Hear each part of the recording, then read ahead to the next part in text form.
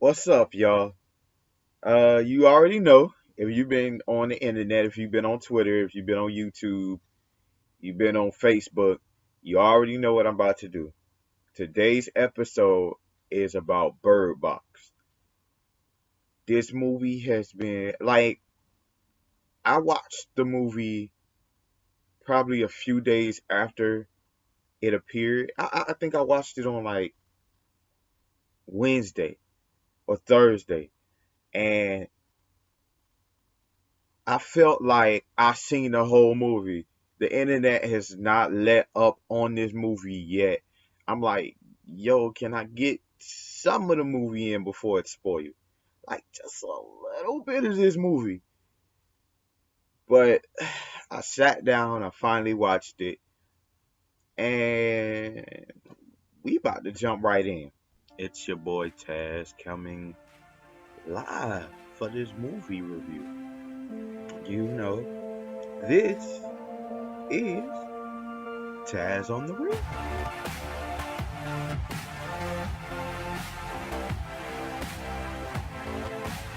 I'm gonna bring you all the reviews for the Netflix movies that doesn't get the annual review. So it starts off very intensely, like she talking to kids like this. Like remember the speech where she's just like, "You have to do exactly what I say. You do not take off your blindfolds, or you will die. You don't listen to me, you will die. If you don't stick together, you will die." And I'm like, dang, what what? You talking to kids? Like you ain't give them no hope, no nothing. That's just no. Okay. Um, but she like as soon as the movie started going, she kept attention to detail, and I loved it. Like every every step was counted. Every step was counted. Every every movement was made properly. Everything was just like, I remember what this is, I remember what that is. Here's the count, here's how we're gonna specifically do this. Like you could see it. So, and it was when they got to the bowl, and then you took them back in time, and we seen how everything started off. She's a very closed person and very to herself, and I was like, oh, this movie about to be good. I knew this movie was gonna be good when Sarah Paulson appeared in the movie. I was like, oh, somebody with a horror background already, Sarah Paulson in this movie, yeah, I like it. I'm already hooked. So, uh, and then as fast as she came in the movie is as fast as she left. Like she wasn't there for 20 minutes. Like, and you could tell, but it was expected. Like I was like, okay, the good sister has high hopes, good things to offer, wants change, keeps the lonely sister, depressed sister on a high horse, like both figuratively and literally. Yeah, she has to go. She's leaving. Like, why are we even playing this game? Um, and I was like, okay. I didn't know when she was leaving. I thought she was gonna get a little bit more time in, but she left. And then that's when we first get the sense of like what may be going on. You know, they never show what's really attacking everyone in the world right now. They just tell you, like, they just tell you what is being affected or how they're being affected in a sense. Um, and when as this goes along and you try to figure out what's really going on, they the mob just blowing past everybody by this point. And I'm like, I'm not sure how crazy it may be when something really like this goes down, but I would think somebody would like look out for the pregnant woman or at least go back if they drop the pregnant woman and try to help her up. Like, only one? Like, is civilization just gonna be that much of an asshole that we just brush past anybody elderly, pregnant, handicapped? Like, are we that doomed in that moment where we don't know how to help our fellow man? I don't know, guys. I was like, dang. And I mean, stomped on her. Like, she got up and they was like, no, boom. Oh no, is the pregnant woman trying to get up? Ugh, God. Get out the way, pregnant lady. Sheesh. But man, I don't know. They, it was rough. And I was like, okay, going in the house with people and everything going, you being saved by all these people, it's gonna definitely get better. That was just as rough. Like, I don't know. Look, the discussion that everybody's been having is that the person who who was the biggest killer or the one that doomed them all was Olympia, the second pregnant lady. So mine mine is not Olympia at all. Mine is Tom. Tom, look, y'all don't understand. Tom let everything into that house. I don't care who. Look, y'all are going to stop blaming Olympia. Everybody need to blame Tom. Tom, the one that let Olympia in.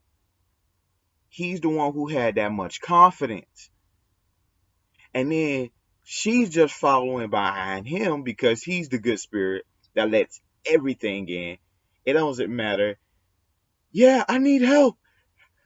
I I have a mask on. I'm I'm I'm not trying to hurt anybody.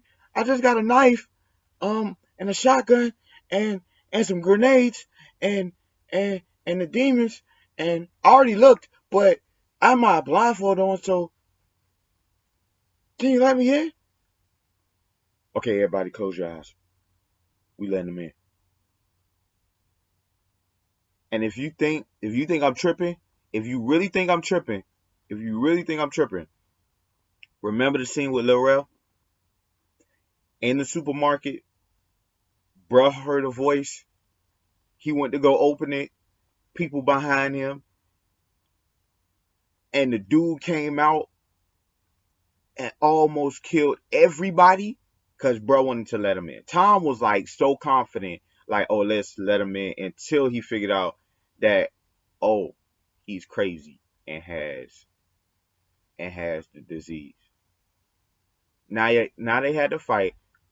Look, Lil Rel gave up his own life for everybody to live. That's Tom's fault. That's all on Tom. Like, I don't know, guys. And look, real sidebar. Shout out to MGK. Shout out to MGK for showing up in this movie. Look. I don't know about y'all, but I love it when like rappers and and athletes and scientists getting like movies. It's like oh snap, cameo, but they actually acting, so it's like okay, you getting your work in. I like that. So um, but look, forget MGK and the Police Academy girl. I don't know how fast love acts at the end of at the end of the world, but literally got in the house, told him no way in hell. They had sex. She went on one run, came back. She threw herself in his arms. He threw himself over her. They were so in love, and then decided to take the car and dip. I just met you. What? I don't know, and I don't even know if this was in the span of a few days, a week. I'm not sure. I don't know if they gave us timeline because they pick back up from the river every other second. Just and the timeline was like I don't know, days, weeks, what? But oh, and the river. Look, I love non-linear movies. Non-linear movies are dope. A perfect example of a non-linear movie is Pulp Fiction. At one point you're ahead of what's going on. At one point you're behind of what's going on. You're piecing stories together, trying to figure out you piecing the story together that you have. Oh, this is the outcome of this. Okay. This is how it happened. Okay. Where they were before that. Okay. I love movies like that. This was a horrible I don't want to say horrible, but y'all could have did this better. Cause really it didn't help. It really didn't help. It every time you went to the river, you didn't give me nothing. You gave me nothing. You gave me nothing on the river. Everything that happened on the river was so underwhelming. Okay, we on the river. Cool. Cut back to the story. Come back. We still on the river. It's a guy tries to get us out the boat. Doesn't doesn't succeed. Back on the river in like a range of 5 minutes, not even like 10, 15 minutes. 5 minutes back on water. Cut back to story. Come back to water. Takes a break. Goes to search, I guess, for like shelter or civilized or something. And you now knowing that you know that's not where you were supposed to go. What was the point of stopping? You got wet. Okay, okay. You need you're trying to recover with blankets and food and stuff like that. So you find one blanket. You find no food. You run. The girl gets out the boat. Okay. Suspenseful. It's getting suspenseful. It's really getting suspenseful. I like this. Now I'm like, okay, cool. The girl gets out the boat. She she gets you're coming back. You start to hear the monsters. She gets dragged. I'm like, yes, okay. Now you're giving us something. She gets dragged back to the boat.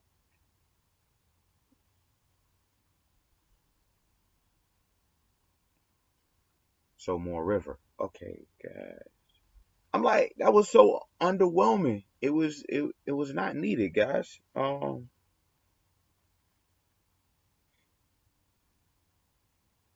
This is my thing.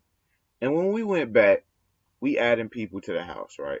Added the pregnant girl, added the dude. He gave us a little more on detail of what's going on, right? When he encountered people, they didn't have blindfolds on. and they were killing other people, getting them to realize, the greatness of what's going on, right? And it's certain people who's not affected, and these are already mentally ill people. And then there's people, the other people who are. With this much detail, you would think they would answer something towards the end of the movie. They gave me so many questions in this movie, not enough answers. I don't know what started this. I don't know what people are really seeing. I don't know how the heck it affects people through cameras. I'm not sure why only certain people are affected and certain people are not. You giving me so many questions with no answers, guys. What am I supposed to be looking at? Like, you played 21 questions and answered no question. I don't. Okay, thanks, Bird Box. Um, wow. So,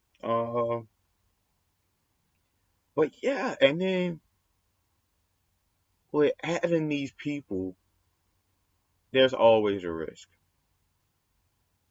But my thing is, can we get a system? Can somebody, I don't know, and somebody let out a movie or tell us something about what's the proper procedure of letting somebody in the house? Like, what's rules and regulations to letting people in the house? Because I don't know, guys. I don't know. I'm trying to figure out because it's wild to me how they was just letting everybody in, and you let one person make decisions of how many people are going to come in and stay. Wow. So, and then I was like, yo, when they, so when, you know, they started getting to the end and, you know, everybody started dying off because of the dude, and which I still feel is like Tom's fault or Tom inspired. So Tom is a part of this, even though he killed the dude. When everybody started dying and getting sent off,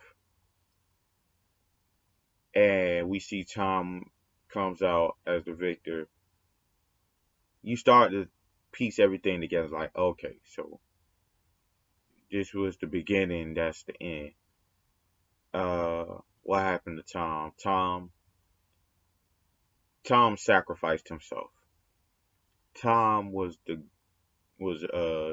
still the good guy in the end. And I was like, yo, I just wanted to be known. I just really wanted to be known. All older women who really are watching this, please understand. You can have you one too. You can have you a Tom. All of us young men want to be the older woman's savior in the movie. Look, trust. We've been thinking about this all our lives, guys. We are trying to get an older woman in apocalyptic or uh, Revelations times. This is what we want. This right here. Because man, oh man, like what else was better than Tom in that time of need? Like 5 years, he came out on top, and I was like, okay, that that felt good. that felt good to see somebody survive, just besides Sandra Bullock. You know, uh, and I'm glad the kid survived. And I thought the scariest part of this movie was two women getting pregnant at the same time. I thought that was horrifying. I was like, yo, you just gave me all of the horror in this movie. In that one, I was like, man, you had to deal with two women getting pregnant at the same time, like giving birth at the same time. Mm-mm. That's horrifying. I don't care what demon is around. Like, you're not gonna get what? You gonna have to slide. You seen no demon tried to get in, right? Yeah, that's no. The dude even knew not to do anything when he first got in the room with the babies. That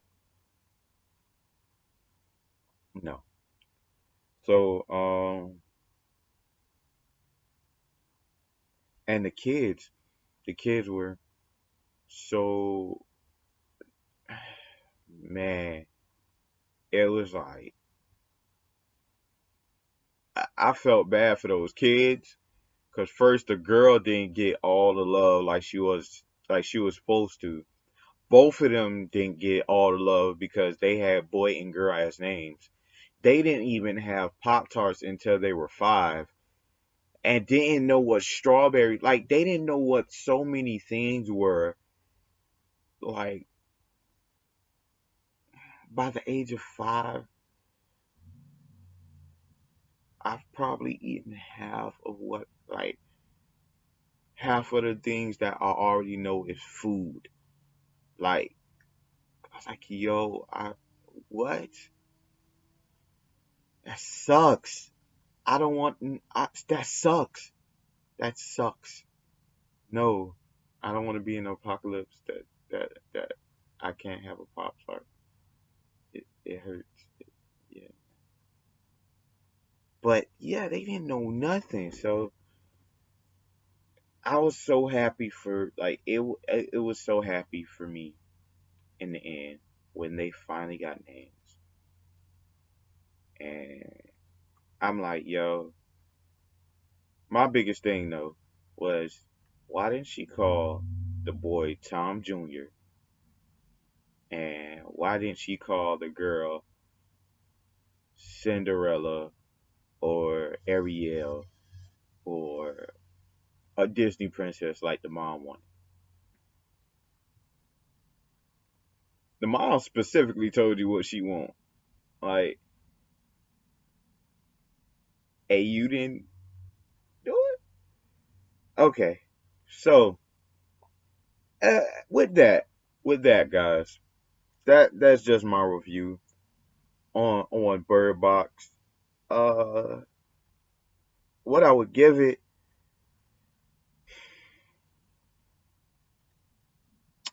it's a 7. It's 6, 7 in my book.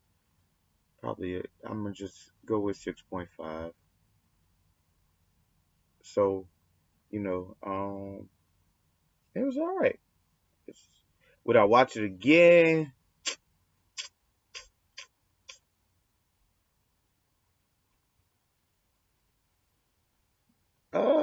Only with friends who really haven't seen it. If both of us have seen it, I'm not recommending just because of the fun of it. I'll watch it just because you haven't seen it. So, uh, so yeah, guys, that's the review on Bird Box.